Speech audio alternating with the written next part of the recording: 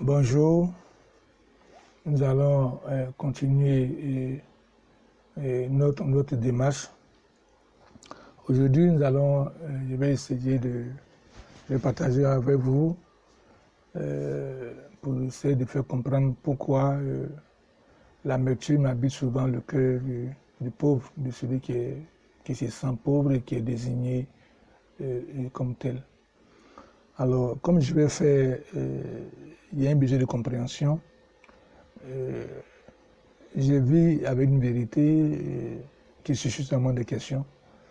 Et dès l'instant où la vérité me suscite un moins de questions auxquelles je ne peux pas répondre, je suis obligé de faire appel à une autre vérité. C'est ce que je fais en faisant appel à la vérité du Christ. Parce qu'il est venu, il s'est fait annonciateur, proclamateur d'une vérité que j'ai appris à comprendre, j'ai appris à saisir. Alors, en écoutant Christ, comme la vérité transcende le temps et les espaces, je peux remonter à l'origine des choses pour me retrouver aussi loin que ma conscience peut me le permettre, que nous savons que nous allons le ramener jusqu'à la chose du jardin, c'est-à-dire nous allons trouver un monde présent, nous allons trouver une création faite des arbres, des eaux, des oiseaux, des êtres vivants qui peuplent et qui constituent mon environnement. Alors l'homme apparaît dans tout ce qui existe et puis évidemment le besoin de comprendre, le besoin d'utilisation, de gestion de ces choses vont lui apparaître. Il voit tout sauf Dieu qui a créé sa chose. Il voit tout, il voit les arbres, il voit les poissons. En les regardant, se dégage en lui un certain besoin de les utiliser. Il comprend qu'il peut les utiliser et il va s'y mettre à les utiliser. Or, toute utilisation finit toujours par imposer des méthodes, par imposer d'abord un sens qu'il faut donner à autre chose et ensuite une définition qu'il faut donner à ces choses-là pour l'utilisation. Donc voilà que l'homme va donner un sens à ce qu'il voit. Il va appeler l'arbre un arbre et du coup, il va définir à quoi peut lui servir cet arbre-là. C'est ce que je vais dire, je vais expliquer en ce sens pour dire, il va donner une existence, il va définir une existence. C'est-à-dire que ce à quoi cet arbre-là doit servir, lui, dans sa perception à lui, selon la conscience qu'il a. Alors, ce qu'il fait pour l'arbre, il le fera pour l'homme. Il le fera aussi pour le poisson. Qu'il va voir le poisson, la seule idée convenable qu'il va avoir du poisson, c'est d'être quelque chose qui peut consommer. Donc, il va organiser la vie du poisson de façon telle à pouvoir le consommer. Ce qu'il fait pour le poisson, il va le faire pour l'homme. C'est une question semblable. Il voit l'homme, la seule chose qu'il comprend de l'homme, c'est comment faire pour l'utiliser. De la même façon qu'il utilise l'arbre et le poisson. Donc, il va définir une existence à l'homme pour lui dire quoi? Pour lui attribuer, pour lui réserver un certain comportement que lui, homme, il va reconnaître. Il va dessiner à cette vie-là, il vit pour quoi? Il va dire, de toute façon, il vit pour moi.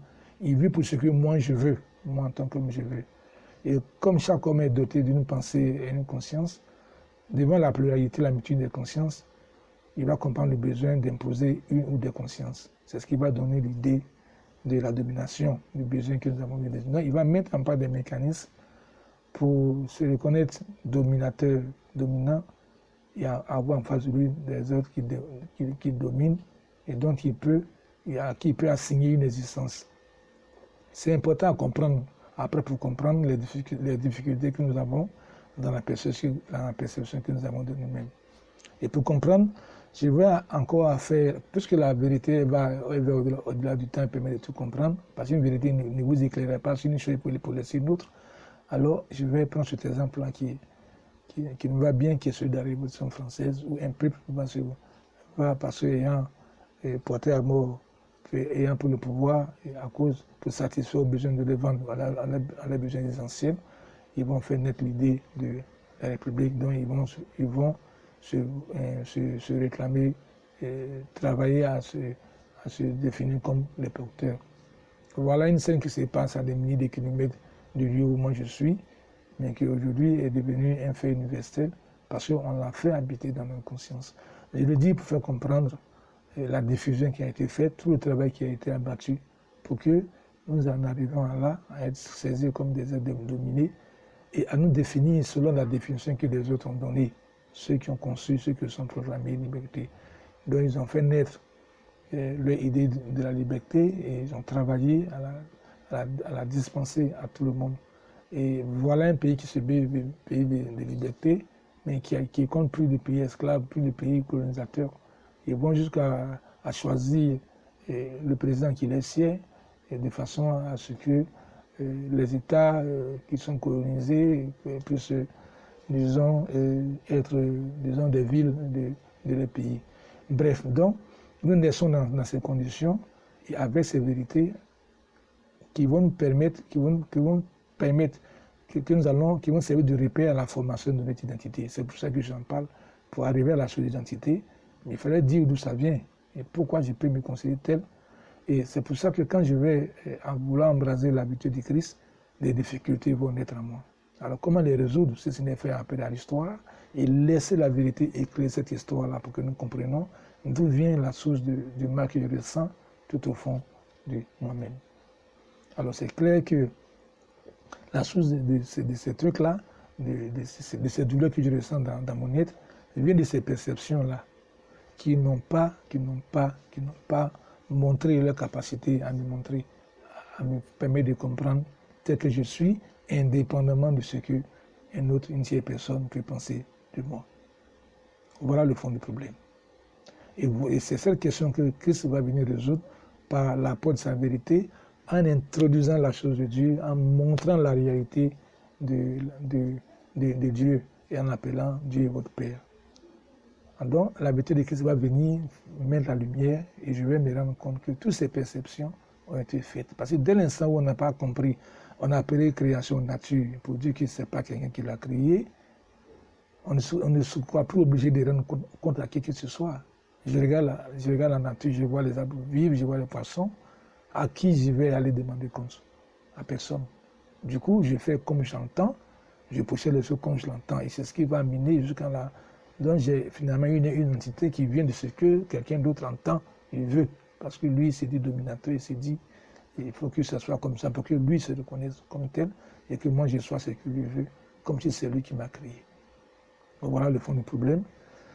Alors quand une autre vérité arrive, effectivement, il y a un combat de vérité qui va s'installer en moi, qui va participer à diviser ma conscience en deux. Il y a celle dans laquelle je suis né, dans laquelle que quelqu'un d'autre, un pays qui se réclame libre, me donne, m'instruit, il forme mon idée du bonheur, du bien-être, il me projette. Et je n'ai pour sens de combat, sens de la vie, de combat de vie à mener, que le sens que cette vérité-là, la vérité m'impose de faire. C'est ce qui va initier la quête de mon bonheur. Quand je parle de bonheur, c'est le bonheur tel que le définit cette vérité-là. Du coup, je me retrouve malheureusement, après tout ça, j'ai évolué dans une société, et même ce bonheur qui m'est promis, là, que cette vérité est censée me donner, cette idéal société est censée me donner, en tout cas, moi, je ne bénéficie pas des fruits, je ne le trouve pas. Et à moi donc est donné le nom du pauvre. C'est celui qui finalement, si on m'a bien compris, ne bénéficie pas des promesses de cet idéal de société. Alors, on m'a laissé au bord d'un chemin, d'une route, sur la route d'une existence. On m'a fait la promesse d'un bonheur que je ne peux pas atteindre, que je ne peux pas saisir la matérialité. Et ce qui m'arrive, je ne suis pas le seul, ça arrive à des milliers et des milliers, depuis des générations d'hommes. Et Christ va venir maintenant, bien de l'ordre, il va dire, bon voilà, puisque tu es perdu à abandonner sur un chemin, moi je viens sur moi. Viens, je marche, je vais vers Dieu, viens, je vais t'accompagner chez Dieu. Dieu est ton Père, sache que Dieu est ton Père. Mais pour cela, il faut que tu naisses de nouveau à une vie que moi je t'appelle, à une vie que Dieu, à laquelle Dieu t'appelle, de l'essence du baptême. Alors Jésus est venu, et c'est là que les choses vont se compliquer. Il est venu, il va laisser sa vérité à des gens, puisque moi je suis né d'aujourd'hui, il a bien fallu que quelqu'un me l'apporte. C'est ceux-là que je veux appeler mes pères, c'est ceux-là que je veux appeler mes dévanciers. Malheureusement, je me rends compte que je ne sais pas lire la Bible, et je ne sais rien, on m'apprend tout. on m'apprend tout, sauf le nom que je porte, le nom qu'on m'a désigné, et ayant échoué dans cet idéal de vérité, et constatant de moi-même l'échec que constitue cette idéal de société, pour moi, sentant en moi la réalité d'une contradiction identitaire que je ne peux pas comprendre. Il va me dire, écoute, voilà la vérité qu'elle est. Il faut naître de nouveau. Je nais, et ces mêmes pères, ces mêmes dévanciers vont me faire naître par un baptême dans lequel je comprends tout, sauf ce que je suis. Jésus est ton sauveur, c'est fini. Il faut louer Dieu, c'est fini. Bon, il faut bien que je finisse par comprendre que Dieu il m'a adressé une parole. Voilà. Dieu m'a dit quelque chose qui répond. Et voilà, vous êtes fait pour louer Dieu. Et puis la vie continue. Tant que nous louons Dieu, nous avons l'assurance de notre salut et nous avançons. Or, nous ne faisons rien. La même migraine la même peine a continué d'habiter mon esprit et continue d'habiter mon être. Et c'est ce sentiment de révolte-là, c'est ça qui va me faire saisir ce que je vais reconnaître après comme étant une appel de Dieu. Cette souffrance intérieure-là, cette souffrance que je le sens dans l'expression dans la volonté, dans la quête de mon identité, qui va nécessairement, à cause de l'échec de l'idéal social, la soif de mon identité va naître, et elle va s'aiguiser, elle va s'accentuer au point de me sentir mal, au point de me sentir, moi-même je ne comprends pas, ne pouvant dire ce que je suis. Je vais dire que, quelles que soient les circonstances que vous allez emprunter, que vous allez connaître pour arriver à ce sentiment-là, moi je vais vous dire que ça, c'est un appel de Dieu. Ce malaise-là est un appel de Dieu. Une soif qui appelle à être satisfaite. Et vous allez trouver la réponse quand Jésus va dire, si tu m'écoutes, tu n'auras plus faim, tu n'auras plus soif. Effectivement, il promet la satiété. Il promet la fin de cette faim et de cette soif-là. Effectivement, c'est ce qui va se passer. Donc, je nais du baptême, mais je nais une vie nouvelle. Mais, chose curieuse, un problème va apparaître. Pourquoi je dis ça va apparaître? Parce que la vie nouvelle, là, Paul va le dire, la vie nouvelle, quand vous lisez les choses anciennes sont passées, vous êtes un être nouveau, vous êtes enfant de Dieu. Mais je répète, pourquoi tout doit changer, sauf ma culture, sauf la perception que j'ai et dans laquelle qui m'a fait naître et qui me fait appeler tant qu'il me fait appeler pauvre.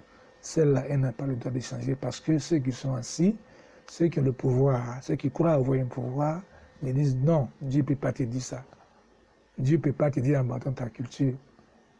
Comme si Dieu est incapable d'une culture, comme si Dieu est incapable d'une valeur réelle qui permet la définition, qui rend concret l'idée même d'une vie nouvelle. Alors, quand vous n'avez pas compris ça, il dit que Jésus est mort pour vous, il a versé son sang pour que vous demeuriez dans votre ancienne vie. Et ça sera quoi l'ancienne vie? De ne plus boire bière, de ne plus faire ça. Et cela suffit. Vous ne buvez plus de bière, vous ne faites pas cela et la vie continue pour vous. Or, la vérité, elle reste ce qu'elle est. La vérité, Dieu merci, elle ne peut pas être arrêtée par quoi que ce soit. Donc, Dieu va continuer à se manifester.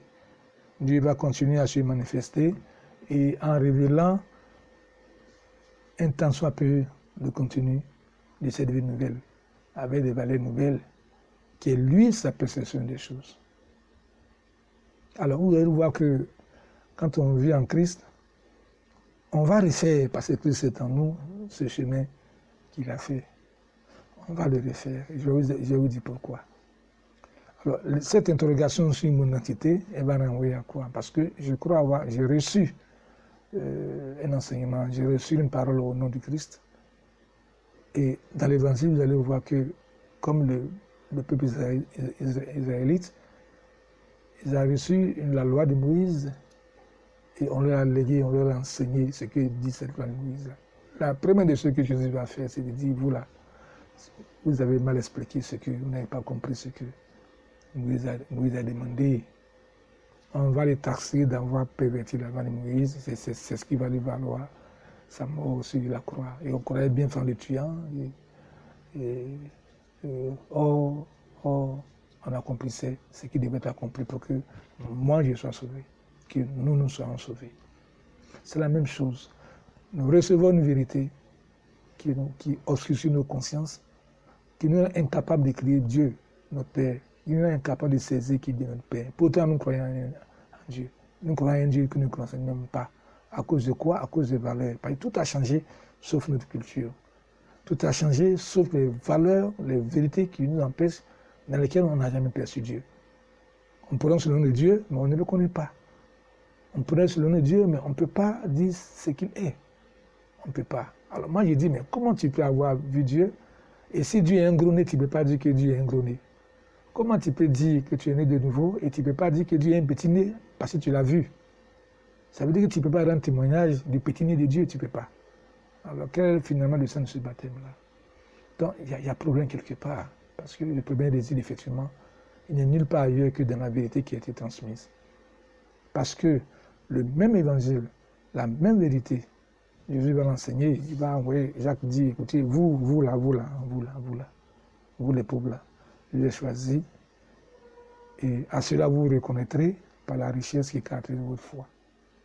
Et c'est des choses, une des choses les plus merveilleuses que, depuis que je suis né d'un père et d'une mère, j'ai eu à entendre qui n'essaie de réjouir mon cœur. Vous les pauvres là, et voilà à quoi vous reconnaîtrez les pauvres, par la richesse de foi. Je vous ai choisi pour que vous soyez riches dans la foi et hériter du royaume que moi, Dieu, j'ai promis à ceux qui... Voilà la donne qui change tout dans l'existence. Voilà la donne qui va faire que cette histoire cette histoire de besoin ressenti, de gérer, vous allez entendre, je le répète encore aujourd'hui, vous écoutez les discours des présidents français comme Sarkozy, des autres tenants du monde, ceux-là ils sont les plus visibles, c'est pour ça que je dis les noms. Ils ne s'effraient même pas de dire que personne ne peut les arrêter parce que simplement, bon, Jésus les a déjà arrêtés, ils ne savent même pas qu'ils sont arrêtés. Jésus les a déjà arrêtés quand il a confié la chose de Dieu, la gestion de la chose aux pauvres. Or, ce sont ces pauvres. Si on veut tuer les pauvres, c'est tout cela qu'on veut tuer les pauvres. On trouve qu'ils sont trop nombreux. Parce que le pauvre met à nu l'insuffisance d'un système social qu'eux, ils ont instauré. Voilà. Le pauvre met à nu, il faut que vous le compreniez, l'insuffisance d'un système social qu'eux, ils ont instauré. Il ne trouve plus de solution. Il faut protéger l'argent, il faut éliminer. Nous sommes en train de connaître le coronavirus et les autres pandémies. Tous les moyens sont mis en œuvre pour que nous puissions être éliminés. Il faut limiter, c'est trop. Or, écoutez, plus nous sommes nombreux, plus nous sommes forts. On nous fait comprendre que nous soyons en grand nombre, la chose la plus inutile pour notre existence, il faut supprimer. Il faut maintenir quoi simplement? Un simple capitalisme, c'est tout. Pour maintenir quoi? Pour nous empêcher de comprendre que ce que nous sommes peut servir à quelque chose de plus deep. C'est celui qui nous a créés, il ne nous a pas créés pour que nous soyons inutiles. C'est cette vérité-là que Jésus, effectivement, enseigne. Je suis héritier d'un royaume. Il fait la richesse de la foi. Et la foi, pensez ce que vous voulez de la foi. Dites ce que vous voulez de la foi. Imaginez ce que vous voulez que la foi soit et qui vous arrange parce qu'il participe, parce qu'il vous aide à accomplir, à manifester la laideur morale et spirituelle qui vous caractérise. Mais s'agissant du pauvre, concernant le pauvre, Jésus est clair. J'ai choisi le pauvre, il soit riche de la foi et héritier du royaume. Il veut dire que la foi du pauvre, là, la foi du pauvre, elle est consignée dans les Écritures. La foi du pauvre, elle est consignée dans les Écritures, elle est exprimée dans les Écritures. Et son but, son origine et son objectif, la mission, elle est décrite. Son action, l'agir de cette foi-là, elle est précisée. Ça veut dire quoi? On ne peut pas être pauvre et faire n'importe quoi. On est pauvre pour la réalisation, pour la gestion des choses de Dieu, pour la gestion des choses du royaume, tel que Dieu l'a défini. Donc, les deux perceptions, Bon, il n'y a pas de combat. Dieu ne va pas se battre avec ce que lui-même a créé. Même si l'autre ne peut pas le comprendre. Il est suffisamment fort. Il n'a même pas de combat. Le seul combat qu'il y a, la seule réalité à laquelle il faut faire face, c'est l'affirmation de ce qu'on est. L'affirmation de la vérité qui nous caractérise, qui est la vérité créatrice de la vérité que Dieu nous donne par le mystère de la rédemption qui est Jésus-Christ. C'est ce qu'il faut comprendre. C'est pourquoi j'ai dit, l'ordre mondial dont on parle, en fait, il a toujours et il restera toujours celui du pauvre. Tant que Dieu est Dieu, tant qu'il est vrai que Dieu est créateur de toutes choses, je ne vois pas comment cela peut en être autrement. La chose qui manque, c'est nos témoignages. Parce que si vous ne savez pas, moi qui suis pauvre, je peux vous le dire, qu'en fait, la Bible rend témoignage, elle exprime la vie, les leçons, le message de ceux qui ont vécu dans l'intimité avec Dieu. Et c'est la même Bible qui nous parle. C'est pourquoi j'ai dit, on ne peut pas la réduire à la chose d'une communauté religieuse. Surtout que, bon, pour une raison ou pour une autre, voilà, je suis un exemple. À chaque fois que j'ai entendu parler de pauvreté, à chaque fois que j'ai vu une action être menée vers des gens qu'on a appelés les pauvres, quand je regarde, on n'a fait que nourrir les consciences de ma nécessité. Ce que Dieu aime, c'est de nourrir les mendiants. C'est le monde que l'on fait aux pauvres. Et pour qu'il les reste, pour que sa conscience ne s'ouvre pas. Or, la véritable au monde que Dieu nous appelle à faire, c'est celui de la vérité. Une vérité qui le libère, une vérité qui lui permet de se prendre en charge, une vérité dans laquelle il découvre qu'il a un destin. Que le combat de sa vie, son destin, c'est la réalisation de sa vocation à laquelle Dieu l'a appelé, dans laquelle ce Dieu même s'exprime et dans lequel il se manifeste. C'est pourquoi j'ai dit, nous avons le devoir, nous pauvres, de témoigner de la réalité de Dieu. Nous avons le devoir de témoigner c'est nous qui témoignons de l'existence de Dieu, parce que c'est nous qui le voyons. À cause de la scène de nos foi, c'est nous qui voyons Dieu. C'est nous qui avons le devoir de témoigner de la réalité de Dieu. C'est nous qui devons faire comprendre aux hommes que Dieu existe. Si ils ne nous ont pas vus avec des voitures, des avions, avec la bombe nucléaire, avec des virus qui pourront tuer, s'ils ne voient pas nous des gens capables de tuer, c'est parce que nous sommes capables de Dieu, simplement. Que nous sommes incapables d'imaginer les pensées qui sont les leurs.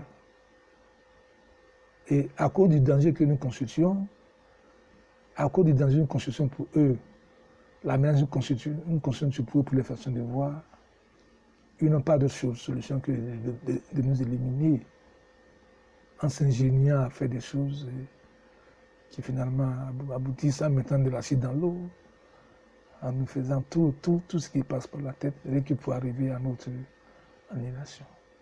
Donc il faut témoigner de la décès. C'est pourquoi je dis c'est nous qui devons témoigner de la vérité de Dieu. C'est nous qui devons témoigner du pouvoir créateur de Dieu. C'est nous qui devons témoigner de la capacité créatrice de Dieu. C'est nous qui devons témoigner que Christ est mort et ressuscité. Et de cette mort, de ce sang versé là, est résulté une vérité, une croix qui rend féconde mon existence, en la faisant fleurir et en portant du fruit, qui est celui de la chose de la foi que nous sommes appelés à témoigner pour que les hommes comprennent que Dieu, il existe, qu'il agit. Je vous remercie. Je vous remercie tout en vous appelant, puisque ces choses ont besoin d'être comprises, vous trouverez le pauvre, parce que je le dis, le pauvre que je suis, parce que pauvre je suis pour parler de la pauvreté, et de la pauvreté je suis témoin. Dans ce témoignage-là, j'ai organisé un cadre qui est la faculté de théologie pour que la chose de Dieu concernant les pauvres là soit comprise. Vous trouverez dans cette faculté-là aussi la recherche et les études concernant les pathologies de la foi. Parce qu'il s'agit bien d'une pathologie de la foi que de porter atteinte à son semblable, que de perdre la réalité du sens qu'il est, et incapacité à donner le sens réel aux choses de l'existence, surtout à la chose de l'homme, pour arriver forcément à la nécessité qu'on se croit obligé de porter à sa tête et d'annuler son existence. Donc vous trouvez ISVP qui vous ouvre ses portes pour que partage tout ce que vous voulez, tout ce qu'on peut faire pour organiser un partage pour que nous puissions discuter, nous puissions être informés, nous puissions écouter les témoignages. Vous avez aussi à faire la vôtre, vous trouvez à l'ISVP dans les adresses qui vont s'afficher devant vous. Merci, à bientôt.